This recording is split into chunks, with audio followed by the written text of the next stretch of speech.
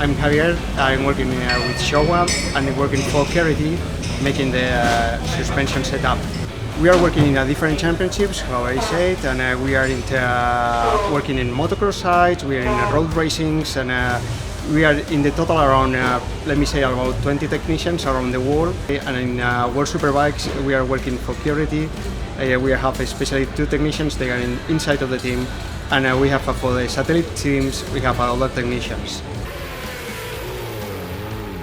How it's now is Kawasaki is working with Showa from since long time for production side, and we keep it together to try development the products in racing for them.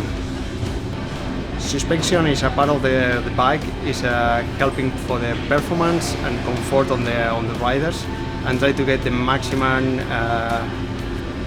traction, grip, and ability of the bike. Inside of the team we have a role for working, and like a crew chief and rider is giving the feedbacks they have, and we decide together what is the direction to work for setup. Thank you to everybody, and I hope you enjoy the racing together.